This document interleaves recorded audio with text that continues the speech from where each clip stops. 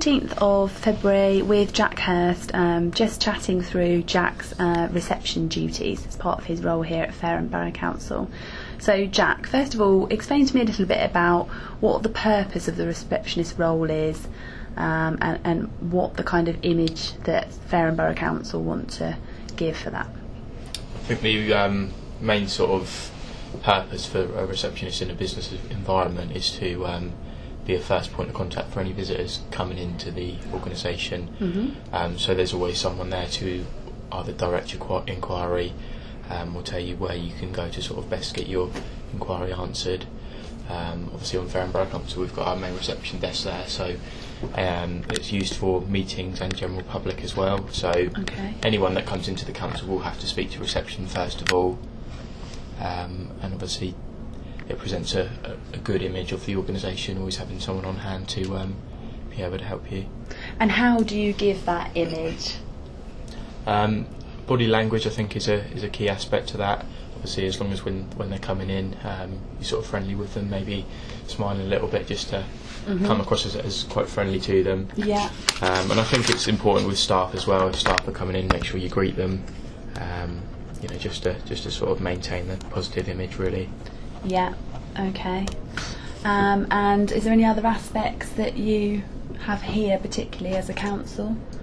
Obviously we wear uniform here, so each of the receptionists have a smart uniform, so we're always sort of presented well, so that sort of we look smart and professional as well as act professional when dealing with them. And how do you try and be positive? How do you greet people? How do you personally do that? I'd just sort of say good morning to them.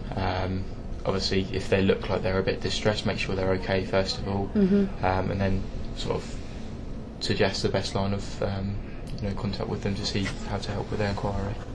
Okay, so talk me through when somebody comes in at Fareham Borough Council, what the process and procedure is.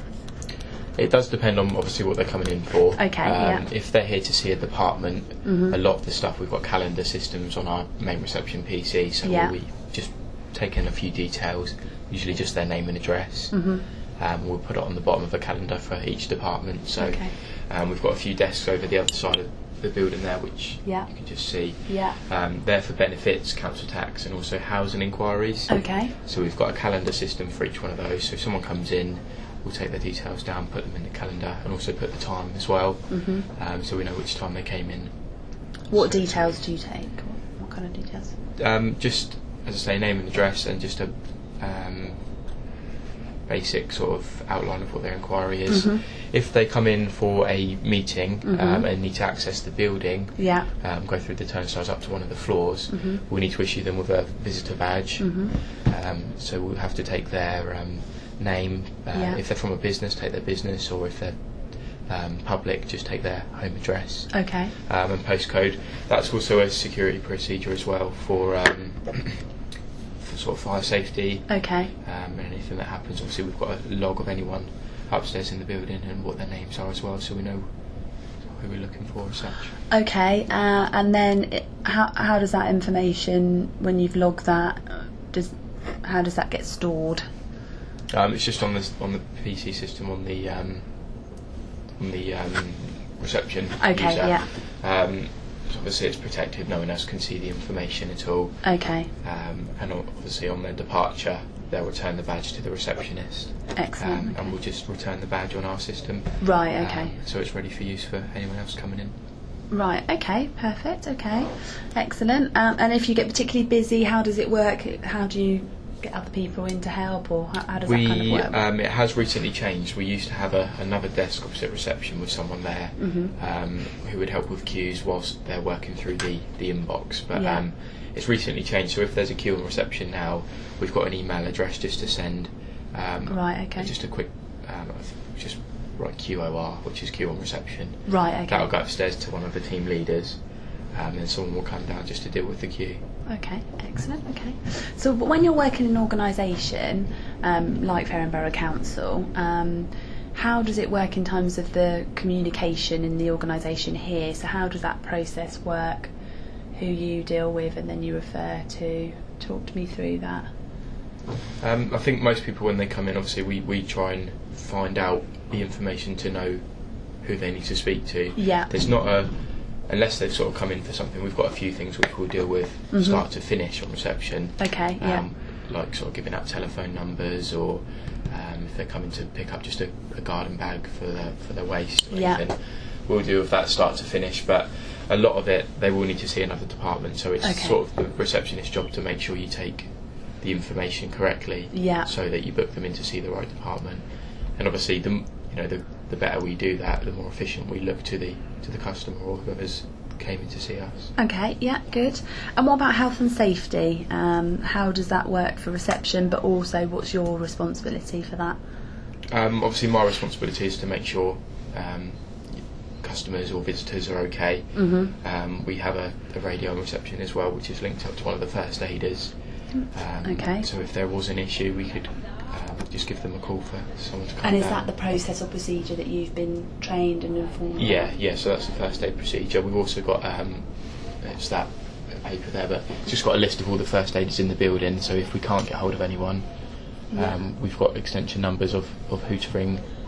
For the digital recording, Jack has just pointed out to me in one of the offices the first aider list, which has where the first aider is, their name, full name, surname, where they are on the building, their extension, phone extension, and then also if they have a radio in their extension. So, and is that in every room? Is that where? Talk me through that. It's anywhere. There's one on each floor. There's, okay. And there's one on reception, and also planning reception, which is down the far end there, and also in the cash office. So really anywhere it's needed. Okay. Yeah. And the all of the facilities guys that we have around the building that do sort of the cleaning, things like that, they're all first aid trained as well, so they're always sort of around as well. Okay, brilliant. Now, the next one which I wanted to talk to you about was about emergency procedures. Now, I've actually witnessed this with you when we had a fire alarm, and I actually witnessed you dealing very calmly with everyone, taking some people that were disabled out. So talk me through that day, because I was actually there watching what happened. Okay, yeah, so the fire alarm was obviously alerted. It turned out there wasn't a fire, it was pressed by someone. So as soon as the alarm sounds, the first thing to do is to tell anyone that's in the reception area to sort of vacate the premises. Okay. Whoever's on planning reception will open the fire doors at the back there. So the first thing I should do is make sure everyone's out of the building and safe. Yeah. We then print off a list of the visitor cards, which I mentioned earlier, so that we know who's in the building. And I'd also, there's a radio which we pick up from reception as well. Yeah.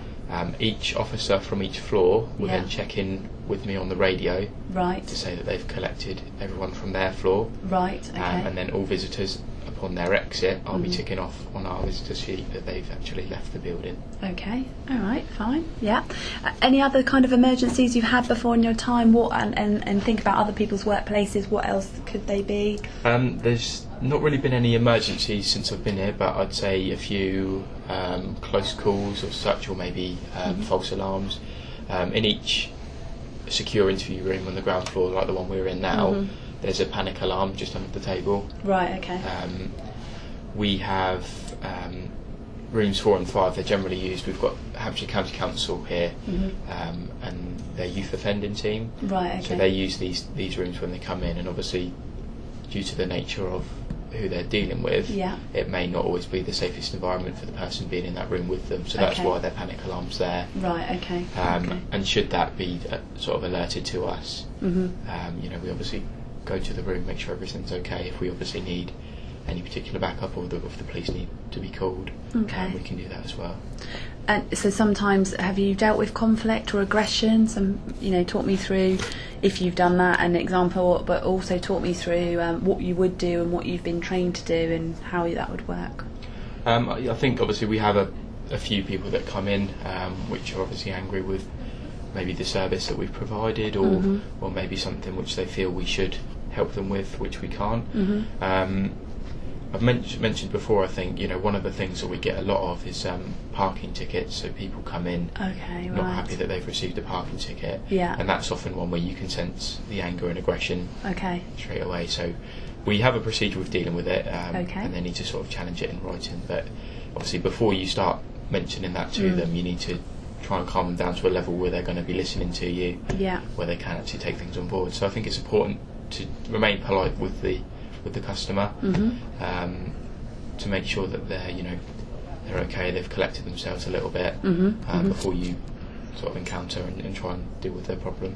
Okay, and how do you then escalate problems? So if there's a problem, what's the procedure? If you can't calm them down, how does that go? Yeah, I mean, if we use the same example, so obviously if someone's come in and they're not happy with, I can't calm them down, and they're not happy with the procedure that I've told them for challenging their parking ticket, we'd get someone from parking directly to speak to them, which is not something we usually do, but if they are angry or aggressive, it's often better for the customer to hear it from someone maybe higher up, or someone with a little bit more authority, so they've got a better understanding of how to deal with it. If someone's personally getting aggressive to me, it's not happened since I've been here, but the training that I've received is obviously to refer it to one of my line managers. If no one else is available, obviously phone upstairs and make sure someone else will come down. Okay, excellent. So now you've been here a little while, talk me through your thoughts since you've been on reception, for what they were initially to how you do it, and what do you think the purpose of suggesting ideas is? So why would you suggest an idea? Have you suggested any ideas? And to sort of improve the reception area, talk me through a little bit about that. Yeah, this particular one actually comes in quite recently because someone on our floor is actually redesigning the ground floor at the moment. Okay. So he's emailed us recently actually saying, is there any ideas that you'd like to mention for the ground floor restructure? I think obviously the purpose of suggesting ideas is to get a feel from everyone. Obviously we're working on reception, so we probably know what happens more than anyone in effect. So obviously that's the main idea for getting a point from everyone. To obviously get the best points to try and improve it for anyone coming in. And what would you suggest? Now you've done the role for a while, how would you suggest it would be? Something I suggested was a staff entrance separate to customer entrance, only because sometimes if staff are coming in the morning, it can often look quite crowded for the customer. We had a few times when customers have come in and seen sort of a busy environment and would rather come back a bit later. So, good. Also, some staff, if they forget their visitor badge, which they should have them on all times, they can get a temporary one from reception. Obviously if there's someone before them, they'll have to queue up. That can often cause queues on reception, so I think something I suggested would be maybe a different staff entrance. Okay, and what about additional duties? Give me some examples of, I know that you do some other things now because you've been here a little while, so talk me through some of the additional duties that you do, and why would you do that in a business environment? One thing that I've recently started doing is planning reception, which is a reception desk on the other side of the ground floor, but it's for planning related queries only, basically. I think obviously the main idea to put that into my duty is to sort of develop my skills further, and obviously sort of train me as such. And why is that a benefit for the business, do you think, doing that for you? I think that's a benefit for the business because obviously I'm what's the word I'm looking for? I'm more developed to cover a sort of a varied range of roles. And also so they've got more cover for the particular duty as well. So if someone is on planning reception and they phone in sick, or they're on holiday or leave, or emergency happens, obviously I'm trained to do that duty, so they can say, Jack, would you mind covering for today? And obviously I can help with that one. And talk me through a little bit, one of your other duties is post, isn't it? So talk me through how that works, talk me through some of the security aspects for that, and private and confidential, talk me through that. Okay, so we spoke about it briefly before, but when the post comes in, it's all sorted into departments, and the security procedures then come into play. So anything with private and confidential written on it mustn't be opened. Obviously that goes straight upstairs to the person who it's sort of addressed to. Another security procedure is that if anything looks sort of suspicious at all, we'd notify a line manager, and they can sort of best deal with it how they think. And is that the process? Is that what's been written down? That's the procedure? So we've got a security procedures, sort of a list of when we're doing it, so that's sort of set in stone really for anyone who's doing it on that particular day. Why do you think they have that procedure? I think to minimise risks. Yeah. Yeah. And obviously to ensure the safety of everyone in the building. Yeah. Okay. And so the process, in terms of the post, what do you record? What do you write down? What do you do? We date stamp everything which comes in, and also anything which has monetary items, so a cheque or cash, postal orders. We record in a book as well, so there's always a record of it. If it does go missing anywhere, we can always refer back to that. But there's it's actually coming on a particular day. Okay. Pretty much anything which needs to be logged will take the time it come in, right? So that we can always refer back to it. Where is the procedure? Where are those procedures detailed? Are they in the post room? They're in the post room. They're also on the intranet as well for any council employees or department employees, should I say, to look at. Okay, yeah. But yeah, there is one in the general area of where the post takes place for anyone to refer to. Okay, brilliant. Okay. Thanks, Jack. Also, just quickly while we've got you and we're having a chat, talk me through a little bit about your progression here. How have you progressed? Yeah, so obviously from last year I've taken on a few more roles, planning reception being one of which, and also I've started doing the liaison meeting as well, which I spoke about before. Yeah, talk me through a little bit more about that. So that's basically, I'm the liaison officer for our department, so once every sort of 3 months or so I have a meeting with both the team leaders and also the manager. So prior to the meeting I'll send a quick email around to any of the advisors just saying is there any points you'd like me to raise. They'll get back to me in an email, anything that they want to say, and obviously it's anonymous from them, so it can be anything really. And then I'd go upstairs, pitch the point to them, and get the answers back, and then I'll send the minutes out to everyone afterwards.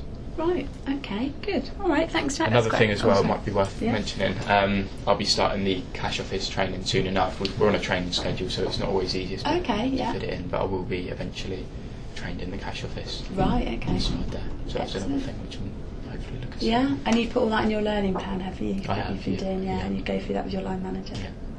Excellent. Okay, thank you, Jack. That's great.